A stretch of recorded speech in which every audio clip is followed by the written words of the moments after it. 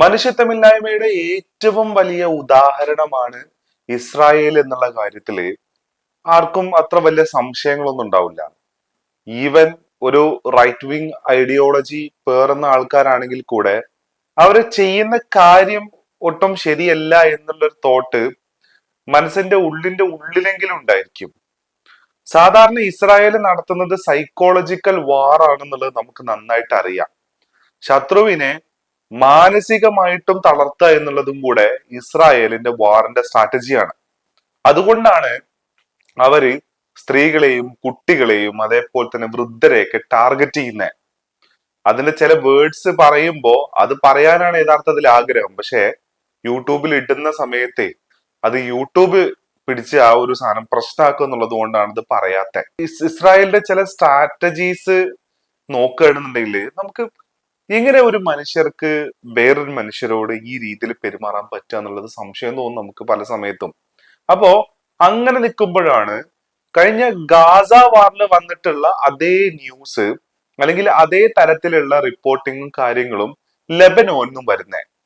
അതായത് കുട്ടികളുടെയും നിലവിളിക്കുന്ന കുട്ടികളുടെയും സഹായം അഭ്യർത്ഥിച്ച് കരയുന്ന സ്ത്രീകളുടെയൊക്കെ വോയിസ് സൗണ്ട് പുറപ്പെടുവിപ്പിക്കുന്ന ഡ്രോണുകള് ഇസ്രായേല് യൂസ് ചെയ്യുന്നുണ്ട് എന്നുള്ളത് ലെബനോൻ എന്നാണ് ഇപ്പൊ ഈ റിപ്പോർട്ട് വരുന്നത്. അതായത് രാത്രിയിൽ ഒരാൾ വീടിനകത്ത് ഇരിക്കുന്ന സമയത്ത് വീടിന്റെ പുറത്ത്, അതായത് ആ സാഹചര്യത്തില് അപ്പോ അങ്ങനെ അവിടെ ആരും വരാൻ സാധ്യത ഇല്ലെങ്കിൽ കൂടെ ഒരു സ്ത്രീ സഹായം അഭ്യർത്ഥിച്ച് കരയുന്ന ശബ്ദം കേട്ടു എന്നാ പറയുന്നത്. പക്ഷേ സന്ദർഭോചിതമായിട്ട് അയാൾ ചിന്തിച്ചത് കൊണ്ട് തന്നെ ഈ സമയത്ത് അങ്ങനെ അവിടെ ഒരാളും വരാൻ സാധ്യതയില്ല എന്നുള്ളത് അറിഞ്ഞത് കൊണ്ട് തന്നെ അയാൾ വീടിനകത്തത് പുറത്തിറങ്ങിയില്ല എന്നാ പറയുന്നത്. പിന്നീടാണ് ഒരു ക്വാഡ് കോപ്റ്റർ അല്ലെങ്കിൽ ഒരു ഡ്രോണ് ആ വീടിന്റെ മുകളിലൂടെ പറന്നു പോകുന്നതായിട്ട് കണ്ടത്. ആളുകളെ വീടിനകത്ത് നിന്നും പുറത്തെത്തിച്ച് വധിക്കുക, ഇല്ലാണ്ടാക്കുക എന്ന് പറയുന്ന ഇസ്രായേലിന്റെ മനുഷ്യത്വരഹിതമായ നീചമായ തന്ത്രമാണ് യഥാർത്ഥത്തിൽ അത് എന്നുള്ളതാണ്. ഇതിന് എങ്ങനെ രോക്ഷത്തോടു കൂടെ എങ്ങനെ പ്രതികരിക്കണം എന്നുള്ളത് മനസ്സിലാവുന്നില്ല.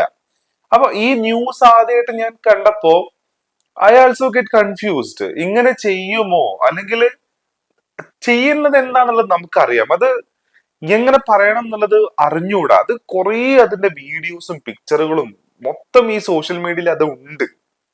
അതിനി നമ്മൾ എക്സ്പ്ലെയിൻ ചെയ്ത് പറയേണ്ട ആവശ്യമില്ല. അത് എന്താ പറയാ, നമുക്ക് മക്കൾ ഉണ്ടെന്നുണ്ടെങ്കിൽ, നമുക്ക് മാതാപിതാക്കളും നമ്മൾ കുടുംബമായിട്ട് ജീവിക്കുന്ന ആൾക്കാരാണ്, നമ്മളൊരു സോഷ്യൽ അനിമൽ ആണെന്നുണ്ടെങ്കിൽ ചിലതൊന്നും നമ്മുടെ സ്വബോധത്തിൽ നിന്നിട്ട് നമുക്ക് കാണാൻ പറ്റില്ല. അങ്ങനത്തെ കാര്യങ്ങളാണ് അവിടുന്ന് പുറത്തു വരുന്നത്. അപ്പോ ഇത് സത്യമാണോ അല്ലേ എന്നുള്ളത് നോക്കാൻ വേണ്ടിയിട്ട് ഞാൻ സെർച്ച് ചെയ്ത സമയത്താണ് ഞാൻ രണ്ട് ന്യൂസ് കണ്ടത്. ഒന്ന് ഗാസ എന്നുള്ള ഒരു ടെസ്റ്റിമോണിയാണ് ഒരു പയ്യന്റെ. അപ്പൊ അവൻ ചില കാര്യങ്ങൾ ഇതിനകത്ത് പറയുന്നുണ്ട്, അവൻ എന്താണ് experience ചെയ്തെന്നുള്ളത്.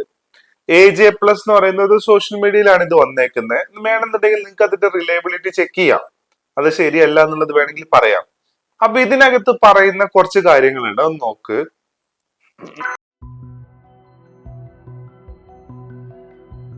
امبارح استشهد شاب طلع مسكين يشوف ايش الصوت في مدرسة طبعا بدأ والله جنى صوت. The person went outside when he heard a woman sound എന്നാ പറയുന്നത്. രാത്രി 1:30 മണിയായപ്പോ سمعنا مرة بتزعق في نص الشارع، الحقوني النجدة ومعها عيل صغير، يعني صوت عيل صغير بيطلب النجدة معها. الصوت كان بيطلع من على باب الدار، وقت كمتر من 4 مرات وحاجة. طلعت برضه بين الخيم وقعدت تزعق ونفس الحاجة، رنينا ابن عمي في الخيم قلنا له عادي يطلع لها. لكن نظام صوت بس. ابو انس الشحرور عندنا في المنطقة في راسه. അവർ പറയുന്നത് അവർ പുറത്തിറങ്ങി പുറത്ത് നിന്നൊരു കുട്ടിയുടെ സൗണ്ട് കേട്ടു. സൗണ്ട് കേട്ട് നോക്കുമ്പോ അതൊരു കോഡ് കോപ്റ്റർ ആണ് അല്ലെങ്കിൽ അതൊരു ഡ്രോൺ ആണെന്നാ പറയുന്നത്. എന്നിട്ട് ആരോ ഒരാൾ അതിനകത്ത് വെടിവെച്ചു എന്നൊക്കെ പറയുന്നുണ്ട്. ഇനി ഇത് മാത്രല്ലാതെ കുറച്ചും കൂടെ റിലയബിൾ ആയിട്ടുള്ള ന്യൂസ് വേണമെന്നുണ്ടെങ്കിൽ CNN ഏകദേശം ഇതുപോലെ തന്നെ, സോറി CNN അല്ല, ടൈംസ് ഓഫ് ഇന്ത്യ ഏകദേശം, ഇന്ത്യ ടുഡേ ഏകദേശം ഇതുപോലത്തെ ന്യൂസ് ഇറക്കിയിട്ടുണ്ട്. ഒരു വർഷം മുന്നത്തെ ന്യൂസ് ആണ്, ഗാസ എന്നുള്ള ന്യൂസ് ആണ് ഇത്. അപ്പൊ ഇതിനകത്തും ഇതിന്റെ ലിങ്ക് ഞാൻ ഈ വീഡിയോന്റെ കണ്ടന്റിൽ പിൻ ചെയ്ത് വെക്കാം. അപ്പൊ നിങ്ങൾ നോക്കിക്കഴിഞ്ഞാൽ അതിന്റെ റിലയബിലിറ്റി നിങ്ങൾക്ക് അവിടെ ചെക്ക് ചെയ്യാം. അപ്പൊ ഇതിന്റെയൊക്കെ ഒരു ബേസിക് എന്താ അറിയോ, മനുഷ്യന്റെ മനുഷ്യത്വപരമായിട്ടുള്ള ബേസിക് ആയിട്ടുള്ള ഒരു എന്താ പറയാ ഒരു ചോദനയാണ്. സഹായം അഭ്യർത്ഥിക്കുന്ന മനുഷ്യരുടെ ശബ്ദം കേൾക്കുമ്പോ, കുഞ്ഞുങ്ങളുടെ ശബ്ദം കേൾക്കുമ്പോ അങ്ങോട്ട് പോയി നോക്കുക, അവിടെ എന്താണ് സംഭവിച്ചേക്കുന്നത് എന്നുള്ളത് നോക്കുക, അവനെ കൊണ്ട് പറ്റുന്ന രീതിയിലുള്ള സഹായം അവിടെ ചെയ്തു കൊടുക്കുക എന്ന് പറയുന്നത് മനുഷ്യന്റെ ബേസിക് ആയിട്ടുള്ള മനുഷ്യത്വത്തിന്റെ ഭാഗമാണ്. അതിനെയാണ് യഥാർത്ഥത്തിൽ ഇസ്രായേൽ യൂസ് ചെയ്യുന്നത്. അങ്ങനെ പുറത്തു വരുന്ന ആൾക്കാരെ ടാർഗറ്റ് ചെയ്ത് കൊല്ലുക, ഇല്ലാണ്ടാക്കുക, ഈ പണിയാ ചെയ്യുന്നത്. ഇതിനെ ഇതിനെ ഇൻഹ്യൂമൻ എന്ന് പറഞ്ഞ് പറയുക മാത്രമല്ല, ഇതിന് എന്ത് കൈൻഡ് ഓഫ് മെന്റാലിറ്റി, എന്ത് കൈൻഡ് ഓഫ് സൈക്കോളജിക്കൽ വാർഫെയർ ആണ് ഇവിടെ നടത്തുന്നത് എന്നുള്ളത് മനസ്സിലാവുന്നില്ല. ലോകത്ത് എല്ലാ ഇത്തരത്തിലുള്ള ആശയക്കാരും ചെയ്യുന്നത് ഇത് തന്നെയാണ്. കുട്ടികൾക്കെതിരെ അതിക്രമം നടത്തുക, സ്ത്രീകൾക്കെതിരെ അതിക്രമം നടത്തുക. അതായത് ഒരാളുടെ അഭിമാനത്തിന്റെ ഭാഗങ്ങളാണ് അയാളുടെ മക്കൾ, അയാളുടെ സ്ത്രീകൾ എന്ന് പറയുന്നത്. അവരെ ഉപദ്രവിക്കുക, അവരെ ഇല്ലാണ്ടാക്കുക എന്ന് ചെയ്തു കഴിഞ്ഞാൽ ആ മനുഷ്യനെ ലിറ്ററലി തകർക്കുന്നതിന് തുല്യ. അപ്പൊ ആ തകർക്കലാണ് യഥാർത്ഥത്തിൽ ഇസ്രായേൽ ചെയ്യുന്നത്. പക്ഷെ ഇസ്രായേൽ ഇപ്പോഴും ഒരു കാര്യം മനസ്സിലാക്കിയിട്ടില്ല, ഈ തകർക്കലിലൂടെയൊക്കെ ആ മനുഷ്യര് കൂടുതൽ ശക്തരാവുക എന്നുള്ളതല്ലാണ്ട് അവര് ഇന്ന് വരെ തളർന്നു പോയിട്ടില്ല. അങ്ങനെയാണെങ്കിൽ എന്നോ ഈ പറയുന്ന ഗസയും ഈ പറയുന്ന വെസ്റ്റ് ബാങ്കും ഒക്കെ ഇല്ലാണ്ടായി, ലെബനോനൊക്കെ ഇല്ലാണ്ടായിട്ട് അത് ഒരു അക്കുപ്പയുടെ അല്ലെങ്കിൽ ഇവരുടെ ഒരു ഗ്രേറ്റർ ഇസ്രായേലിന്റെ ഭാഗമായേനെ.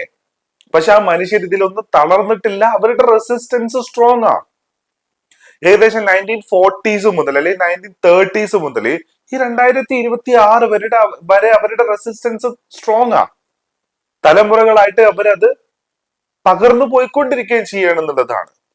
അപ്പോ സോഷ്യൽ മീഡിയയിൽ ഇങ്ങനെ രോഷം പ്രകടിപ്പിക്കല്ല എന്നുള്ളതല്ലാണ്ട് വേറെ എന്ത് ചെയ്യും എന്നുള്ളത് ആലോചിച്ചാ no idea, I don't no.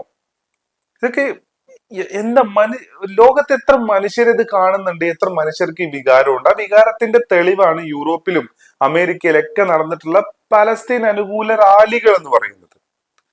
പിന്നെ ഈ കഴിഞ്ഞ ഇറാന്റെ ആക്രമണത്തില് ഇവരുടെ ഹൈഫക്ക് അടുത്തുള്ള ഇവരുടെ എയർബേസുകള്, അതേപോലെ തന്നെ ഇവരുടെ എയർപോർട്ടുകളൊക്കെ തകർന്നിട്ടുണ്ട് എന്നുള്ള സാറ്റലൈറ്റ് ഇമേജുകൾ വെച്ചിട്ടുള്ള കമ്പാരിസൺ ന്യൂസും ഇതിന്റെ കൂടെ വന്നിട്ടുണ്ട് എന്നുള്ളതാണ്. പക്ഷെ ഇതിന്റെയൊക്കെ റിലയബിലിറ്റി ഒരു പ്രശ്നമുള്ളത് കൊണ്ടാണ് ഞാൻ ആ ന്യൂസ് അങ്ങനെ ആസച്ച് കാണിക്കാത്ത. പക്ഷെ കനത്ത നാശനഷ്ടം സംഭവിച്ചിട്ടുണ്ട് എന്നുള്ള കാര്യത്തില് ഒരു സംശയവുമില്ല. അതിന്റെ വീഡിയോസ് പുറത്തു വന്നിട്ടുണ്ട്. കോൺക്രീറ്റ് കൂനകൾക്കിടയില് മനുഷ്യന്റെ ശരീരം തെരഞ്ഞുകൊണ്ടിരുന്ന ഗസ എന്നുള്ള വീഡിയോസ് നമ്മൾ കണ്ടിട്ടുണ്ട്. സിമിലർ ആയിട്ടുള്ള കൈൻഡ് ഓഫ് വീഡിയോസ് ഇപ്പൊ ഇസ്രായേലിൽ നിന്ന് വരുന്നുണ്ട് എന്നുള്ളതാണ്. അപ്പോ മനുഷ്യന്റെ വളരെ ബേസിക് ആയിട്ടുള്ള ചില കാര്യങ്ങളാണ് വേറൊരു മനുഷ്യൻ സഹായം അഭ്യർത്ഥിക്കുമ്പോൾ അങ്ങോട്ട് ചെല്ലുക, അയാളെ സഹായിക്കുക എന്ന് പറയുന്നത്. അതിനെ ഇല്ലാണ്ടാക്കുന്ന രീതിയിൽ അങ്ങനെ പുറത്തിറങ്ങുന്ന മനുഷ്യരെ ടാർഗറ്റ് അറ്റാക്ക് ചെയ്യുന്ന ഇൻഹ്യൂമൻ ആയിട്ടുള്ള കാര്യമാണ് യഥാർത്ഥത്തിൽ ഇസ്രായേൽ ഇപ്പൊ ചെയ്തുകൊണ്ടിരിക്കുന്നത് എന്നുള്ളതാണ്.